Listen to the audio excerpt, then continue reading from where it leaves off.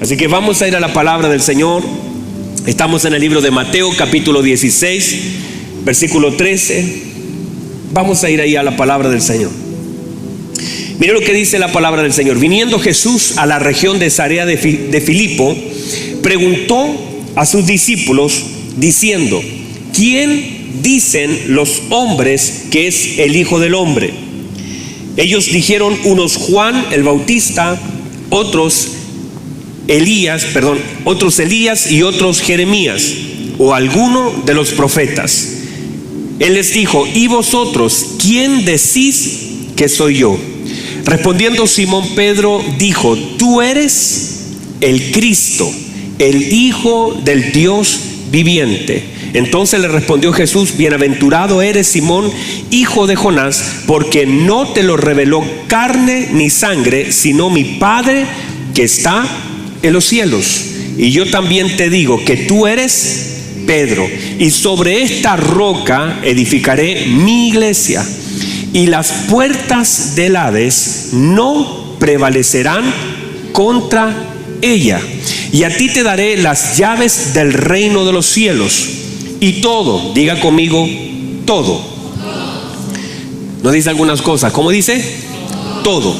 Todo lo que atares en la tierra. Note que el asunto, ¿dónde comienza? En la tierra. Dice: todo lo que atares en la tierra tendrá repercusión, será atado en los cielos. Y todo, otra vez dice todo, lo que desatares, ¿dónde? En la tierra será desatado en los cielos. Entonces mandó a sus discípulos a que a nadie dijesen que él era Jesús, el Cristo. Muy bien, tomen asiento por favor. Gracias, amados. Me siento incómodo, pero ya me voy a acostumbrar. Muy bien. Entonces comenzamos hablando hace días atrás acerca de lo que es la gloriosa iglesia de nuestro Señor Jesucristo. Y dentro de eso hemos comenzado a hablar acerca de lo que es la iglesia, porque cuando nosotros tenemos conceptos equivocados de lo que es la iglesia, entonces vivimos vidas equivocadas. Cuando nosotros no sabemos quiénes somos, viviremos como la gente o lo que la gente cree de lo que somos. Por eso es tan importante la identidad de la iglesia. Cuando una persona no tiene identidad, buscará cómo tendrá una multiidentidad. Tomará algo de este, algo de él, algo de ello, algo de acá, y entonces nos vamos a confundir, y a veces finalmente la gente no sabe ni quién es. Por ejemplo, cuando hay falta de paternidad, usted sabe que la paternidad te otorga identidad. Y cuando no hay una paternidad muy definida, y cuando digo eso es porque papá se fue de casa, porque papá es ausente, o papá dentro de casa nunca fue una figura trascendente como lo que se espera de un padre para la vida de un hijo. Entonces todo eso genera falta de identidad. O uno puede tener una identidad muy extraña, tomada de diferentes personas a veces, y muchas personas tienden a ver a alguien que le llama la atención, entonces va para allá, y luego ve a otra persona que también le llama la atención y mejor voy para acá. O sea, el hecho es que va admirando a personas y va anulándose a sí mismo y va tomando la forma de otro. Usted va a ver que hay personas que, por ejemplo, aquellas personas que son como fanáticas de un artista, por ejemplo, o de un futbolista, en realidad anulan su propia vida y quieren vivir la vida de otro, y los logros del otro hacen como los logros personales. De hecho, mucho pasa eso en el fútbol. Muchos hombres, sus grandes alegrías tienen que ver con el triunfo de un equipo que ni lo conoce que existe, que no tiene nada que... Usted se da cuenta que algunos hombres, no todos, porque acá no hay ninguno así, ¿verdad? No hay ninguno así, ¿verdad? De hecho, yo hace tiempo atrás la gente me dice: ¿de qué equipo es? Yo digo: ¿cuál va primero? Soy del que vaya primero, porque como no me gusta perder, ¿para qué voy a ser de un equipo tan malo, verdad? Pasaría sufriendo todo el día. Entonces, el tema es que uno comienza, note por favor, uno comienza sin darse cuenta, uno comienza a tomar ciertas identidades de aquellas cosas que uno admira. Y cuando a alguien, por ejemplo, le gusta, no sé cómo canta una persona, se peina así, se viste así, trata de cantar así, porque uno genera admiración y eso te lleva a tratar de imitar algo de aquella persona que tú admiras. Y a veces somos tan diferentes, o queremos incluso conscientemente ser tan diferentes de nuestros padres, y decimos: yo nunca voy a ser como tú, por el daño que causó y la mala representación que hay. Entonces uno toma una distancia. Cuando hablamos de identidad entonces, o de la iglesia tiene que saber quién es. La iglesia tiene que saber qué tiene. La iglesia tiene que saber cuál es su autoridad. La iglesia tiene que saber cuáles son los linderos de su trabajo. Tiene que saber cuál es su misión en la tierra. Todos nosotros como iglesia debemos tener tanta claridad de quiénes somos y lo que tenemos y lo que tenemos que hacer, para que no nos confundamos y nos entretengamos haciendo lo que no tenemos que hacer. Porque terminaremos entonces fracasando en una tarea si no sabemos cuál es la tarea que se nos asignó. O trataremos de hacer cosas esperando el respaldo de Dios, haciendo algo que nunca se nos mandó a hacer. Pero cuando nosotros hacemos lo que se nos mandó a hacer, entonces finalmente recibiremos el respaldo de Dios. Y eso no tiene que ver con que usted diga: uy, pastor, yo quiero ser feliz en la vida, porque hace rato esa palabra no se trata de nosotros, de nuestra felicidad, no se trata de alcanzar nuestro propio placer, sino de cumplir el eterno propósito de Dios en nuestras vidas. Y aunque parezca una frase bonita y súper buena para subirla a Facebook, a veces nosotros no la entendemos. Y una de las tareas que me he propuesto, según el Señor ha puesto en mi corazón, es seguir edificando a la iglesia, pero darle entendimiento. ¿Sabe por qué? Porque lo que estamos viviendo en este tiempo no se compara en nada a lo que viviremos. Y si la iglesia es una iglesia en sí, una congregación que no tiene entendimiento, una congregación que al primer problemita se nos cae, se nos rompe, se nos quiebra, una iglesia de cristal, una congregación que solamente hay que estarla animando, hablándole de todas las promesas, poniéndole una fotito del mar de cristal, diciéndole: hay una corona, hermanos, vamos, o asustándola con el infierno. Entonces la iglesia todavía, frente a cualquier problema, va a sucumbir. Y tenemos muchas personas que frente a los problemas, debiendo manifestar a Cristo, retroceden frente a la presión. Personas que todavía ni encienden el horno de fuego y ya están arrodillados delante del problema. Personas que todavía ni siquiera el foso de los leones se abre y ya están renunciando. ¿Por qué pasa eso? Porque la iglesia entonces necesita entrar y entender cuál es la tarea que el Señor nos asignó, no solo en este tiempo, sino todo el tiempo desde que Cristo vino hasta que Cristo venga. Hay una tarea asignada para la bendita iglesia del Señor Jesucristo. Y debemos saber cómo proceder, cómo comportarnos. Entonces, en este pasaje, el Señor hace dos preguntas. Una de ellas aparentemente es fácil de responder, porque solamente necesitaban repetir algo. La primera pregunta entonces es: ¿quién dice los hombres que soy yo?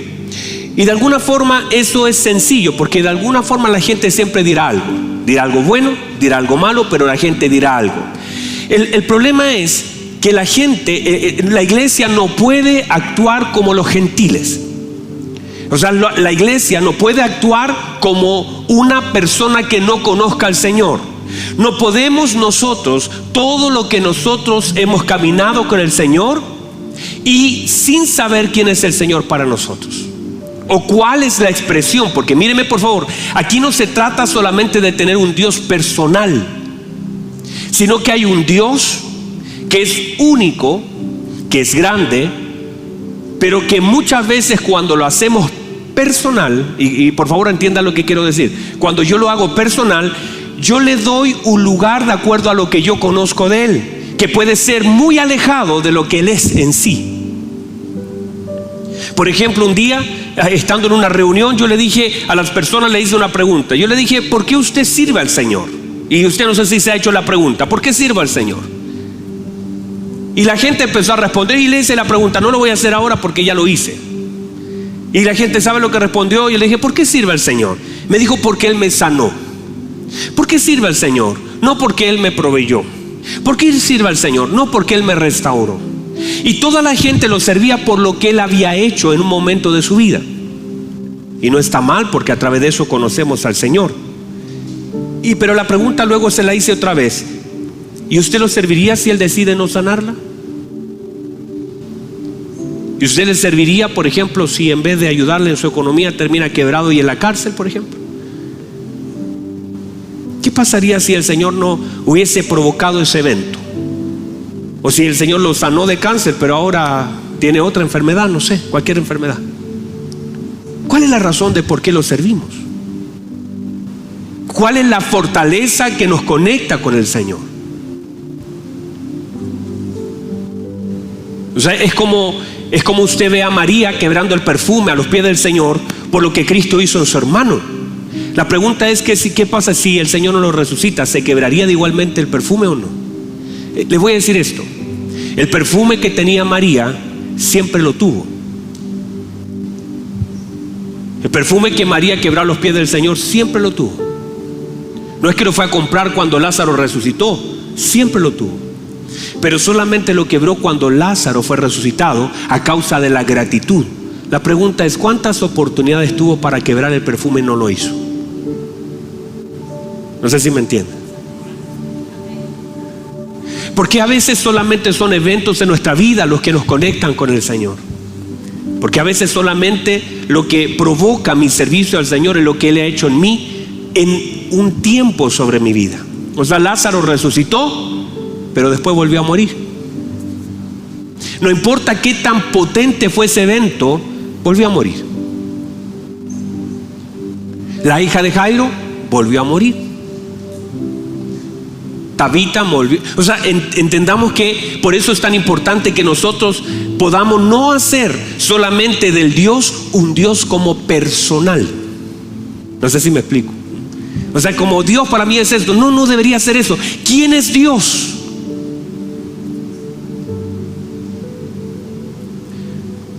¿Quién es Dios? ¿Quién es nuestro Señor Jesucristo? Es que toda la revelación de nuestro Señor Jesucristo, hermano, es la fuerza y potencia de su iglesia. Y todo nace en la presencia del Señor, en la vida de su iglesia. No es solamente quién es Él para mí, sino quién es Él. Aunque para mí todavía digo, por ejemplo, yo sé Él es mi sanador. Y yo puedo estar en un hospital declarando que Él es mi sanador. Y yo podría morir diciendo que Él es mi sanador.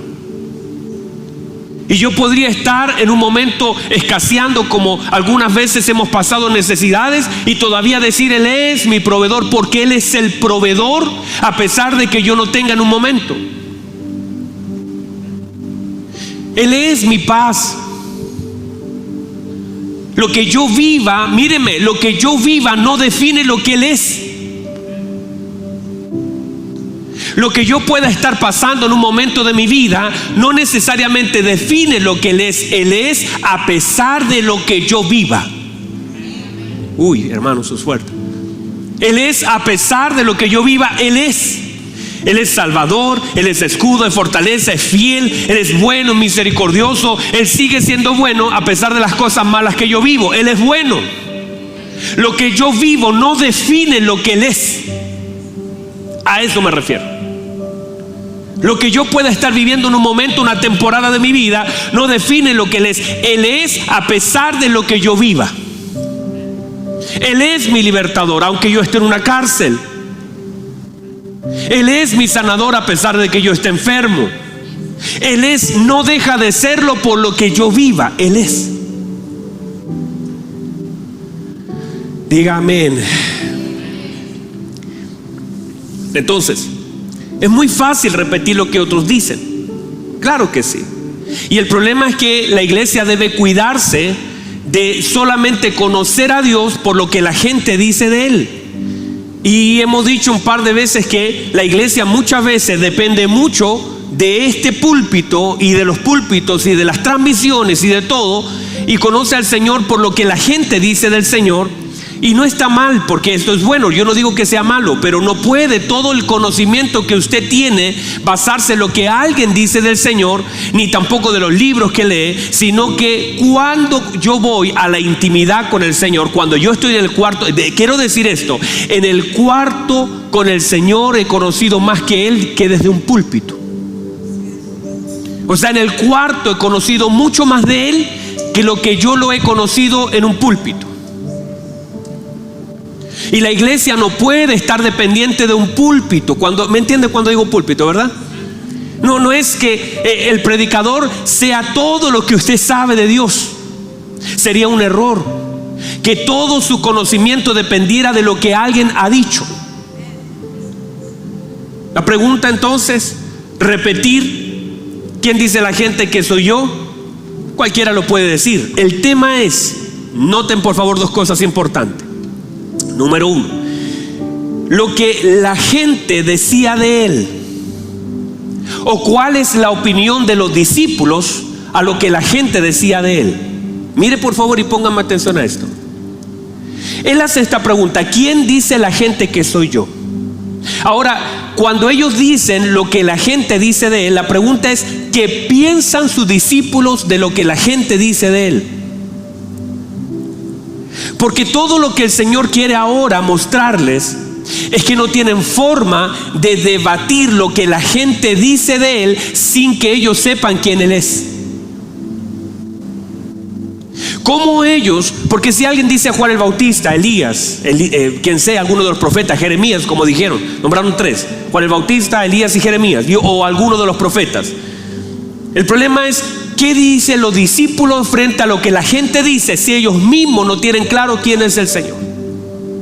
¿Cómo puedes debatir algo sin saber quién es Él? ¿Cómo podrías tú decirle no, estás equivocado, cuando ellos tampoco tienen una idea clara de quién es? O sea, ellos habían oído lo que la gente decía, pero no podían debatir lo que la gente decía porque ellos mismos no sabían quién era el Señor. Ellos entonces están llenos de cosas que la gente dice de Él.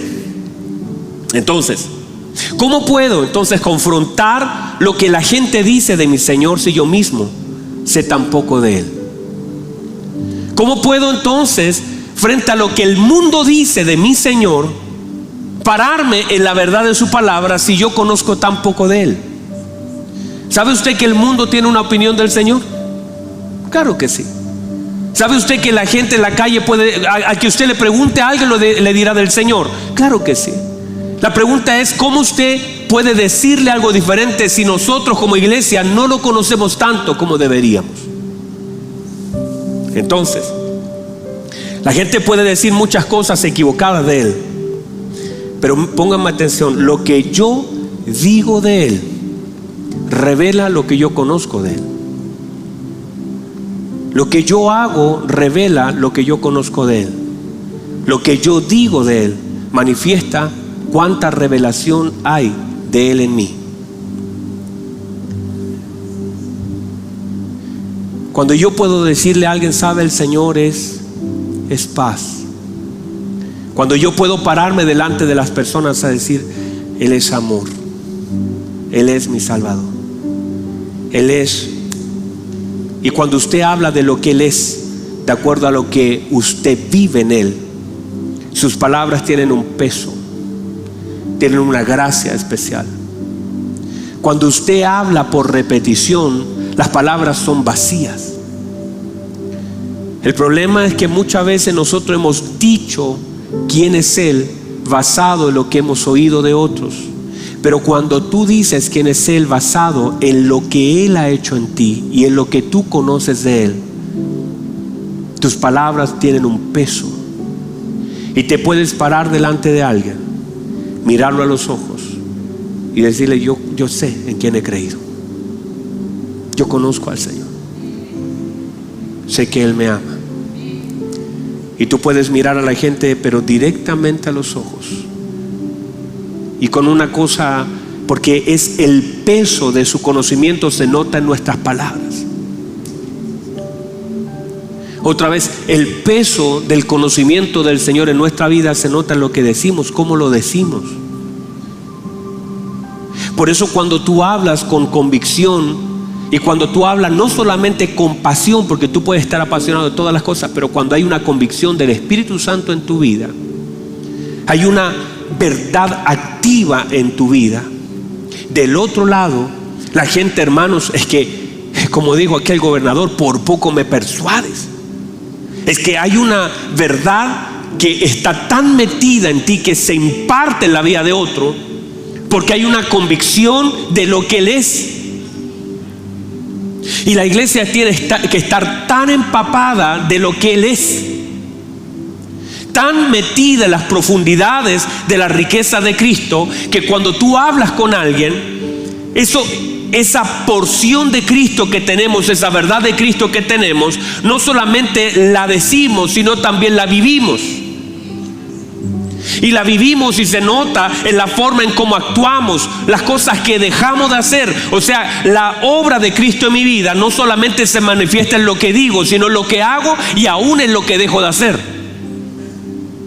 Ah, no, es que los cristianos dejan, tú eres cristiano porque no tomas. No es que no solamente lo que dejo de hacer, no es que lo dejé porque era malo, es que hay una cosa en mí que ya no lo necesito. Antes lo necesité porque estaba tan vacío que necesitaba llenar este vacío con el licor, me hacía sentir bien, me sacaba de los problemas, la droga y todo. Ahora mi cuerpo no lo necesita porque ahora la plenitud de Cristo está en mí y lo que antes llenaba ese vacío ya no lo necesito más. No es que esté luchando contra eso, es que mi cuerpo ya no lo necesita porque la plenitud de Cristo está en mí, y cuando Cristo está en mí ya no necesito nada externo que venga a sacarme, que venga a tratar de distorsionar la realidad. Ya no necesito una pastilla para dormir, ya no necesito una droga para salirme de la realidad, sino que ahora Cristo es todo. Ahora pongo mi cabeza en la almohada y estoy en paz con el Señor, y siento una paz, una tranquilidad, una felicidad que no la puedo explicar, pero la puedo vivir y la puedo disfrutar. Es difícil explicarla, pero la siento acá dentro de mí. Ya no voy a la iglesia porque me obligan, hay una pasión. Yo me alegré con los que me decían: a la casa de Jehová iremos, porque hay una pasión dentro de mí. Hablo de Cristo no porque me obligan, no porque tenga la obligación de hacerlo, sino porque tengo la necesidad de hacerlo por causa de la obra de Cristo en mi vida. Es una cosa de la obra de Cristo en la vida del creyente que te lleva a hacer cosas que antes las hacías. De hecho, a mí, hermanos, a mis 12 años, cuando salíamos a predicar, yo salía con mi guitarra, salía con mi banjo, salía con el acordeón a la calle. Hermano, yo todo avergonzado estaba ahí, mis compañeros estaban ahí con los que jugaba la pelota ahí, y me decían: hermano Abel, le toca predicar. Y yo, hermano, lo que menos quería era predicar en esa calle, porque estaban mis amigos, yo sabía que eran medio burlones, y yo decía: ¿qué voy a hacer aquí? De tal manera amó Dios al mundo, y trataba de que nadie estuviera ahí. Y me preguntaban mis compañeros de octavo básico: tú eres evangélico, ¿verdad? Y me hacían así con la mandolina, y yo le decía: bueno, sí, me llevan a la iglesia obligado, yo no quiero ir, pero me llevan. Era como, porque era vergonzoso de alguna forma, porque a esa edad yo todavía no conocía al Señor. Pero cuando tú conoces al Señor, ya tú no tienes vergüenza. No me avergüenzo del evangelio, porque es poder de Dios para salvación. Y ahora no solamente sino que acordeón, guitarra, batería, de todo le tocamos al Señor, porque ya no hay vergüenza, ya no sientes temor. Ya no eres una Mical avergonzándote por lo que otro hace. Ahora eres un David que danzas a pesar de lo que la gente dice. A ti no te importa lo que la gente dice. Tú hablas de Cristo sin ninguna vergüenza y sin ningún temor, por cuanto la obra de Cristo en ti ha asentado. Y una verdad que es presente en tu vida, que no te avergüenza de aquello que tanto amas. Pero esa es la obra de Cristo en la vida del creyente cuando está activa, cuando no estás avergonzado, andas con una Biblia pequeña o andas con el celular todo oculto que no te vean, posteas y te da vergüenza compartir eso estás recién dando tus primeros pasos. Pero cuando tú te paras bajo la unción del Espíritu Santo, te puedes parar delante de cualquier persona. Puedes decirle a tu familia: vamos a darle gracias al Señor, aunque todos crean que tú estás loco. Tú dices: le vamos a dar gracias al Señor, Dios es bueno. Es capaz de cerrar los ojos en cualquier lugar, decir: voy a dar gracias al Señor. Vamos a orar, vamos a darle gracias al Señor. La opinión de la gente no determina tus acciones. Lo que la gente dice no determina lo que tú haces, sino que tú haces de acuerdo a las convicciones y a la obra del Señor en tu vida. Vamos, hermanos. No está determinado, no, tus actuares no están determinados por lo que la gente dice y opina, sino lo que haces está determinado por las convicciones que tienes y la revelación que tienes de Cristo. No estoy determinado por lo que la gente va a decir de mí. Yo estoy haciendo las cosas por la gracia que abunda en mi vida. Entonces, la gente tiene conceptos muy equivocados del Señor. La gente dice, tal vez lo que dicen de ti le dicen al Señor es que tú eres Juan, tú eres Elías, Jeremías, o tal vez algún profeta. Lo conocían tan poco que lo asociaban tan mal. Cada uno de ellos tenía una opinión completamente diferente del Señor. Ni siquiera se ponían de acuerdo. Ya bueno, todos dicen que eres Jeremías. Bueno, todos dicen que eres Elías. No, algunos dicen esto, algunos dicen esto, algunos dicen esto. Toda la gente dice algo. Ahora, note esto, por favor. Esto es hermoso.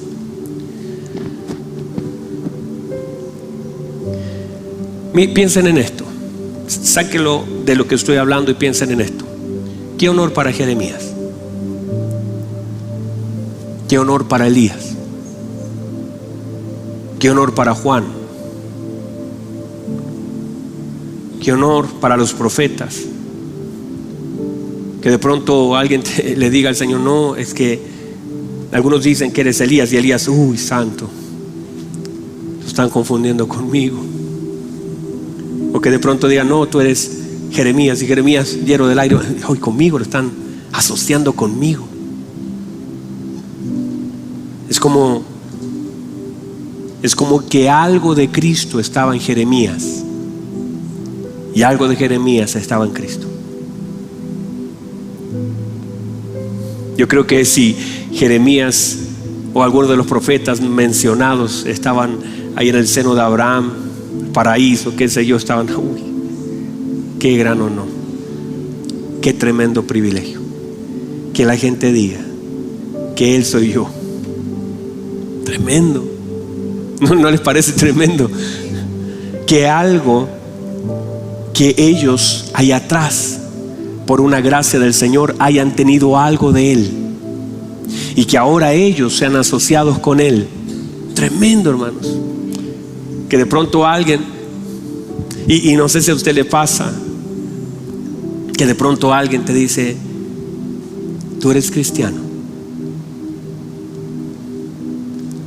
No porque llevaba la polera CFC, no porque usaba la mascarilla CFC, no porque te vieron con una guitarra, sino que hay una cosa mayor que esa.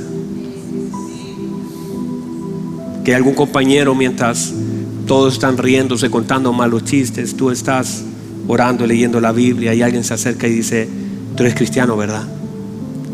Y que te asocien con Cristo.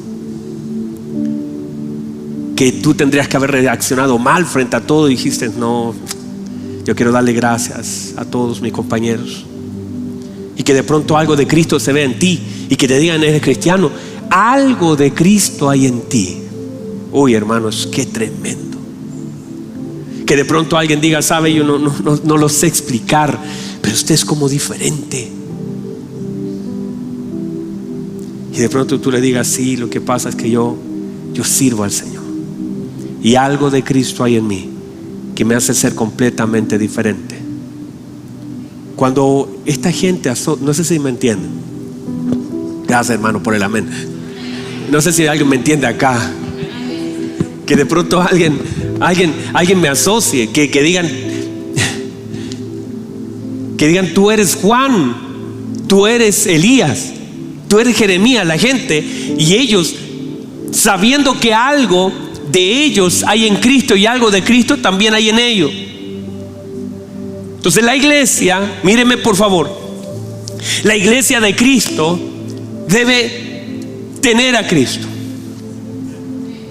Y aunque parezca raro lo que estoy diciendo, no es tan raro. La iglesia de Cristo debe tener a Cristo.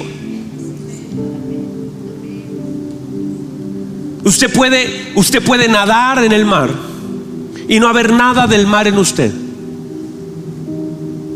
Usted puede estar en un mar sumergido y no tener nada del mar en usted. Usted puede estar en el mar, pero el mar no puede estar en usted. El problema es que a veces nosotros estamos en Cristo, pero hay poco de Cristo en nosotros. Nosotros estamos en Cristo porque estamos en Cristo. La Biblia dice que estamos en Cristo. Pero una cosa es estar en Cristo y otra cosa es que Cristo esté en nosotros. Y parece que es lo mismo, pero no lo es. La iglesia del Señor Jesucristo debe contener a Cristo. Míreme, debe pensar como Cristo, debe hablar como Cristo, debe sentir como Cristo, debe tener el espíritu de Cristo.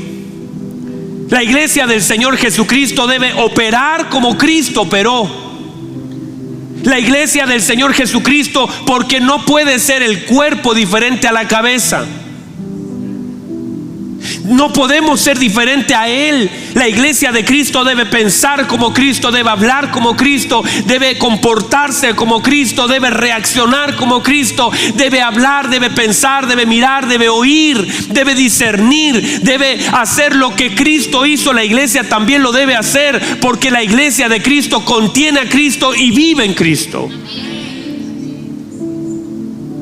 Le voy a decir esto: si en una iglesia Cristo no se ve, la obra de la iglesia, la obra de la congregación es distinta a Cristo, tal vez no es iglesia. Es cualquier cosa menos una iglesia. No podemos confundir una congregación con la gloriosa iglesia del Señor Jesucristo. Hay muchas congregaciones y yo no quiero decir, ni siquiera estoy haciendo una comparación con esta.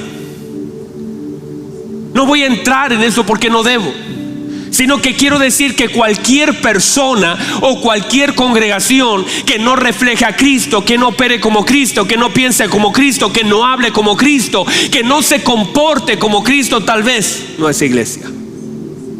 Porque iglesia es la extensión de la cabeza, la conexión de la cabeza en la tierra. Es la extensión de Cristo en la tierra.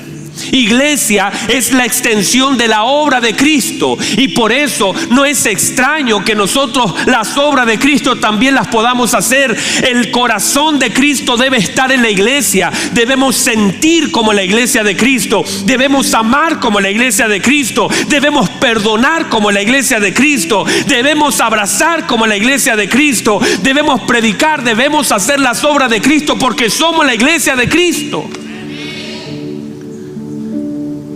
No podemos ser diferente a eso. No es extraño, uno ve la vida de José. Cuando José expresa su mayor presencia de Dios en él, no fue cuando llegó a donde Faraón, no fue cuando interpretó un sueño, no fue cuando estuvo en la cárcel, fue cuando perdonó a sus hermanos. Ahí se extiende toda la obra de Cristo en su vida, que pudiendo hacerle daño, Él le hizo el bien y los perdonó, y tuvo entendimiento, porque el entendimiento no solamente te hace comprender las cosas, sino que también te hace perdonar, porque tienes entendimiento que todo el daño que sufriste, lo sufriste por gente que no entendía lo que hacía. Y José les dice, saben, tenía lágrimas en sus ojos, dolor en su corazón. Por más de 20 años había sido separado de su padre, de su hermano Benjamín. Y dice, ahora entiendo que en realidad ustedes me empujaron, pero sin darse cuenta me empujaron para cumplir el propósito de Dios. Y yo he sido traído por Dios a este lugar para preservar la vida. El Señor me trajo, quizás pasé 1000 cosas, pero estoy aquí para preservar la vida. Ustedes querían hacerme un mal, pero fueron usados empujados aún por Dios para venir a este lugar, porque para preservación Dios me trajo a este lugar. Y debes entender que a veces de tanto empujar te ponen en un lugar donde tú no quieres estar, pero donde Dios te quiere tener, porque en ese lugar Dios te va a usar. Y cuando tomas entendimiento que la gente de pronto puede empujarte, pero no pueden empujarte a menos que Dios permita que te empujen. Y a veces lo único que hacen al empujarte es ponerte en el lugar donde Dios te quiere tener. Aunque tú sientes que te están empujando a un lugar malo, tú entiendes por la gracia de Dios que está donde Dios te quiere tener. Y si estás ahí es porque Dios quiere usar tu vida, tal vez en favor de aquellos que te están empujando. Uy, hermano. A José le quitaron los pozos, míreme. Perdón, a Isaac le quitaron los pozos. Abría un pozo y venían a quitarle Sedna, Rehobot. Pozos que él estaba abriendo, lo empujaban, le decían: este pozo es mío, y él se tenía que ir a otro lugar, y empezó a cavar, y otra vez vinieron a reñir con él, le quitaron ese pozo. Luego vino para acá, abrió otro pozo, otra vez se lo quitaron. Y sabe lo que tendría que él haber hecho: haber soltado la pala, haber dicho: ¿cómo voy a seguir abriendo pozos y cada vez que abro uno me lo quitan? Pero llegó un momento donde abrió un pozo, y la Biblia dice que ese pozo era diferente a todos los tres anteriores, porque era un pozo donde brotaba agua viva. Oh, reciba esto, amado. Era un pozo donde brotaba agua viva. Quiere decir que le quitaron le quitaron le quitaron pero en realidad no es que se lo quitaron, es que simplemente Dios no tenía para él, ni para él, ni para él. Dios tenía un pozo completamente diferente, que si no le quitaban el primero, no le quitaban el segundo, no le quitaban el tercero, jamás hubiera conectado con este pozo llamado Rehobot, el pozo del juramento, donde Dios lo quería tener y donde sus enemigos vinieron a pedirle perdón. Hay un momento donde tú sientes que te están quitando, pero escúchame, tú no estás perdiendo ni te están quitando, solamente te están empujando a algo que Dios tiene preparado para ti. Vamos, alguien que le dé gloria al Señor. Solamente nos están empujando a cosas que Dios tiene preparadas para nosotros sin darnos cuenta. Por eso yo no voy a pelear por ese pozo. Si me lo quieren quitar, tampoco voy a pelear. Yo sé que Dios me tiene algo, que yo no soy una persona descuidada, yo no soy una persona abandonada, yo no soy una persona desechada. Yo soy un hijo de Dios. Yo soy la iglesia, la gloriosa iglesia de mi Señor Jesucristo. Usted y yo somos la gloriosa iglesia de nuestro Señor Jesucristo. Y eso, hermanos, usted debería pararse y decir: uy, santo Dios, soy la novia.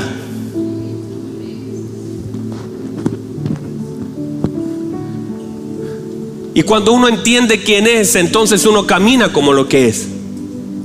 Cuando uno entiende quién es, uno habla como quien es. Cuando uno entiende quién es, uno vive como quien es. Entonces el problema es cuando oímos oraciones o caminamos o nos conducimos, y muchas veces tenemos trastocados los conceptos que deberían gobernar nuestra vida, es porque no sabemos quiénes somos. Pero cuando sabemos quiénes somos, hermano, se viste, dice: ay, soy la iglesia del Señor. Ay, qué hermoso. Señor, cuida de mí. Y te paras, no con temor, caminando como quien es una persona abandonada, sino con la seguridad de lo que eres en Cristo. No con arrogancia, sino con entendimiento. No con temor, sino con valor. Te paras sabiendo que eres la gloriosa iglesia del Señor Jesucristo. No te paras con miedo, te paras en la autoridad de su palabra. Caminas en la verdad de ella. Miras y no miras con temor lo que ha de venir. Las noticias no causan en ti un efecto, porque tú no dependes de lo que los economistas digan o de lo que diga el Banco Central o el Banco Mundial. Tú no dependes de eso. No, el otro año viene crisis y dices: ay, bueno, Señor, que me proveyó, no me proveyó porque la economía estaba buena, me proveyó porque soy la gloriosa iglesia del Señor Jesucristo. Y lo que ha de suceder, el Señor me guardará en abundancia y el Señor me guardará en crisis, porque soy la iglesia del Señor. te paras en la verdad de la palabra. Alguien diga amén a eso. Entonces, me quedan 3 minutos.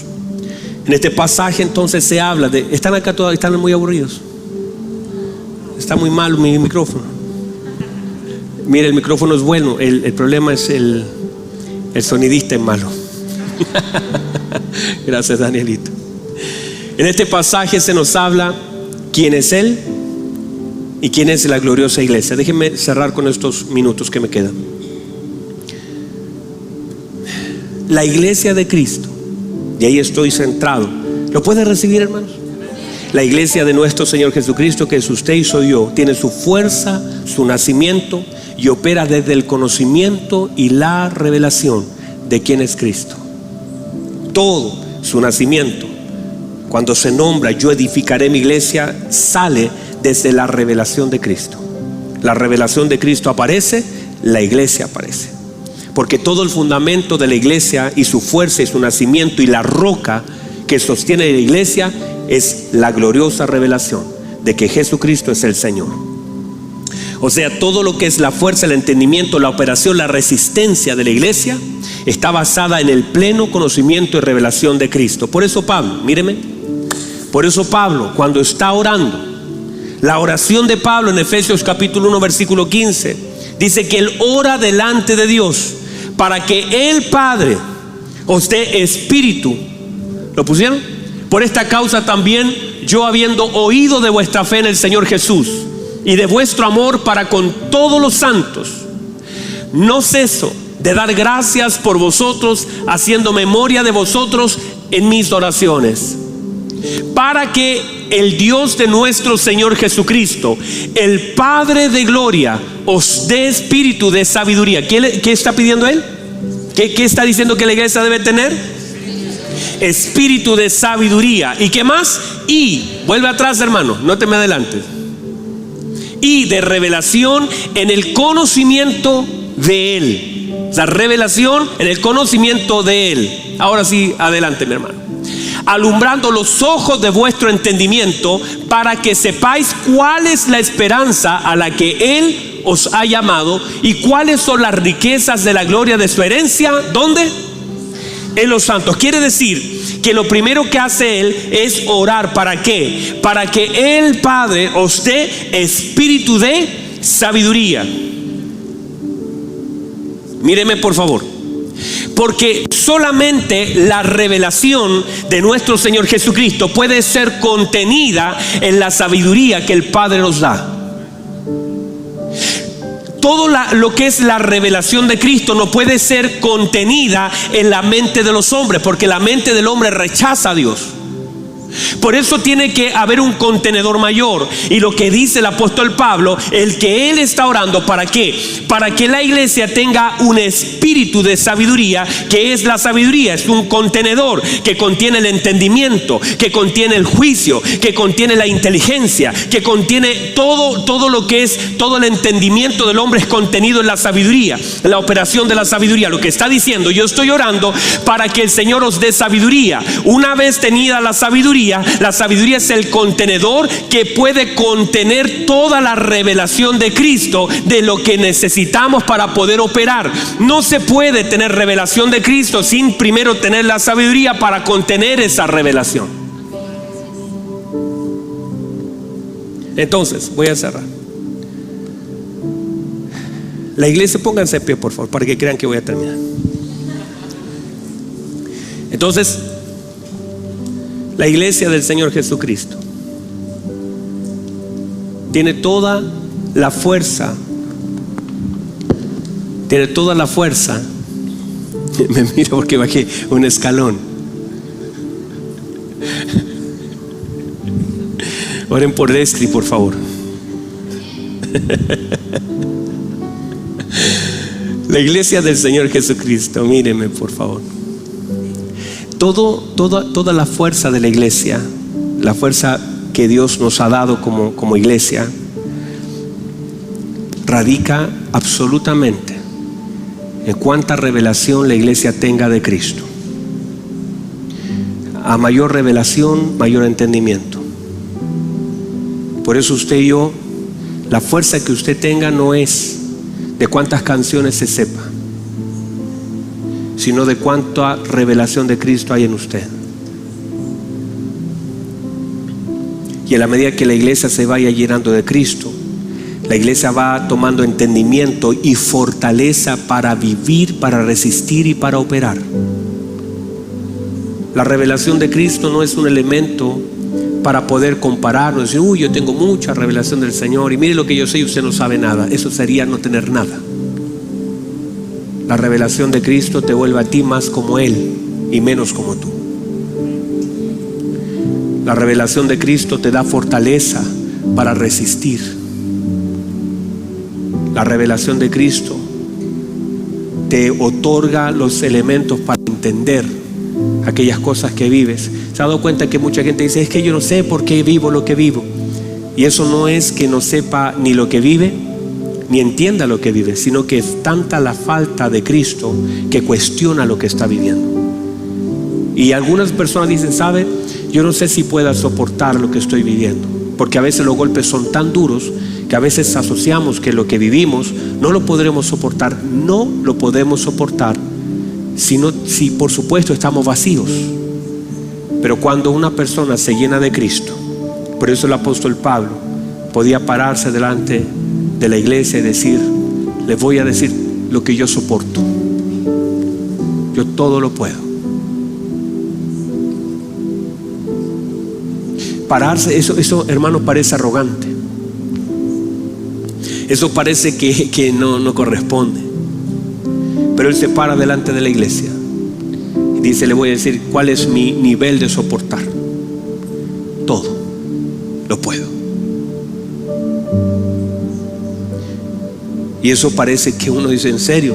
¿Puede soportar, por ejemplo, la pérdida de un ser querido? Sí, lo puedo. ¿Puede soportar la traición? Sí. ¿Puede soportar la enfermedad? Sí. ¿Puede soportar el abandono? Claro, Dema me abandonó, todos me dejaron. ¿Puede soportar la traición? Claro. Todo lo puedo. Y todo lo que él podía no era la fortaleza que él era, la experiencia, sino que era la revelación que él tenía de Cristo. Y cuando la revelación de Cristo es incrementada en la iglesia, el nivel de la iglesia, el soporte de la iglesia también es creciente. Crece tu nivel de conocimiento y revelación de Él, crece tu nivel de resistencia. Cuando alguien comienza a bajar los brazos y alguien comienza a quedar atrás, no es que enfrenta muchas luchas, es que tiene poco conocimiento y revelación de Cristo. Porque el conocimiento y revelación de Cristo no te quita fuerza. El hombre interior es ensanchado y el de afuera tiene que responder. Y comienzas tú a pararte y hay gente que te dice, yo no sé ni cómo estás parado. Y tú dices, no, yo no, ya hace rato yo hubiera desmayado si no creyera que veré la bondad de Jehová en la tierra de los vivientes. Y la iglesia entonces tiene toda su fuerza. Y usted, mi amado hermano, no se trata de las cosas que hemos de enfrentar, se trata de cuánto de Cristo hay en nosotros para enfrentar las cosas que vivimos. Se los voy a decir así: se aproximan los próximos meses, años, las luchas más fuertes que la iglesia ha de enfrentar. Las pruebas más difíciles para el mundo han de venir. Me gustaría decirle a todos, decirle, no hermano, mire, prepárese, viene la unción, la gracia, todo tremendo. Y eso de verdad, viene una presencia tan fuerte del Espíritu Santo de Dios. ¿Pero para qué? Para revelar a Cristo, para revelar al Padre, para que la iglesia opere en el conocimiento de Cristo. Y eso tiene su razón en qué, en lo que la iglesia ha de enfrentar. Cuando tú tienes la obra de Cristo en ti, cualquier cosa que puedas vivir, no la vas a pasar como medio amargado, no. David lo dijo así: aunque ande en valle de sombra y de muerte, mire lo que dice, no voy a temer. No voy a temer. No importa los valles que tenga que atravesar, no voy a temer. ¿Pero por qué? Porque soy valiente. No voy a temer porque maté a un gigante. No voy a temer porque tengo un ejército. No voy a temer porque tú estarás conmigo. Qué hermoso. Y cuando tengo que atravesar algo, cualquier cosa que he de atravesar, la podré atravesar si Él está conmigo. Y en la medida que Él se vaya revelando, entonces no importa lo que tenga que atravesar, yo lo voy a atravesar por causa y gracia de la obra de Cristo en mi vida. Cierre sus ojos, levante sus manos un minuto, por favor. Levante sus manos y dígale: Señor, me doy cuenta que necesito más de ti. Me doy cuenta, Señor, me doy cuenta, Señor, que he fallado lo más importante, en conocerte más a ti. Tu palabra dice: el pueblo que conoce a su Dios se esforzará y actuará. En la medida, Señor, que te conozcamos, seremos fortalecidos, empoderados para hacer. Vamos, levante sus manos, dígale: Señor, yo quiero más de ti. Señor, dame más sabiduría para contener la revelación, el conocimiento. Abre los ojos del entendimiento para que pueda comprender cuál es la herencia de los santos. Vamos, levante sus manos, dígale: Señor, yo soy la amada iglesia. Yo soy la guardada iglesia. Yo soy la iglesia del Señor Jesucristo. Esa gloriosa iglesia que tiene su sustento en la revelación de nuestro Señor Jesucristo. Vamos, levante su voz, dígale: Señor, dame más. Y lo que quiero más, no quiero riqueza, lo que yo quiero es las riquezas hermosas y eternas, espirituales. Lo que yo quiero, Señor, es tener más de ti. Lo que yo quiero, Señor, es habitar en tu presencia. Lo que yo quiero, Señor, es poder sentir más. Lo que yo quiero, lo que yo necesito para vivir lo que he de vivir es tu presencia. Y no importa si tiene que llegar la enfermedad, usted estará conmigo. Los valles los voy a atravesar porque usted está conmigo. Padre, ayúdanos, Señor. Vamos, adora al Señor. Dígale, Señor, su presencia. En su presencia. Vamos, tu presencia. Moisés le dice: si tu presencia no ha de ir conmigo, entonces no nos saques de este lugar. Y hace días atrás el Espíritu de Dios hablaba a mi vida acerca de los 3 elementos que Moisés pensaba en ese momento. Moisés dijo: a mí no me importa la distancia, a mí no me importan los años, y a mí no me importan los escenarios que voy a atravesar. No importa cuántos años me demore para entrar a la tierra prometida. No importa qué tan lejos quede ese lugar. Y no importa qué tan difícil sean los escenarios de desierto que enfrentemos. Eso es irrelevante. Los años, el tiempo, la distancia y el escenario. Lo que no puede faltar es su presencia. No importa cuántos años me lleve a hacerlo. No importa qué tan difícil sea hacerlo. No importa qué tan lejos esté hacerlo. Lo que yo no voy a transar es su presencia. Señor, si su presencia no ha de ir conmigo, ni aunque esté cerca, ni aunque esté fácil, ni aunque sea sencillo el escenario. Señor, si tu presencia no ha de ir conmigo, no me vayas a sacar de este lugar. Y usted debería hacer suya esa palabra. Usted debería hacer suya, decirle: Señor, su presencia. No importa cuántos años falten, no importa qué tan lejos esté, no importa los escenarios que tenga que vivir. Señor, tengo que ir con su presencia. Levante sus manos y dígale: Señor, Una iglesia sin presencia no es iglesia. La iglesia contiene, habita, disfruta de la presencia del Señor Jesucristo. Contiene las promesas: donde 2 o 3 estén congregados en mi nombre, yo voy a estar allí. Oh, la iglesia tiene promesas. Vamos, vamos, vamos. No se trata de estadios llenos. El Señor dice: si hay iglesia, 2 o 3 congregados y están congregados en mi nombre, yo voy a estar ahí. Yo voy a estar ahí. Y si hubiere uno solo, yo no lo voy a dejar huérfano. Usted y yo hemos sido ese que ha estado solo, y el Señor dice: yo no te he dejado huérfano. Yo no te he dejado huérfano. He estado solo. Te has sentido distante, pero has sentido, porque eres iglesia. Y la iglesia no está desamparada. La iglesia no es una viuda desamparada. Es una novia expectante, cuidada, atendida, amada. Vamos, reciba eso y dele gloria, dele alabanza.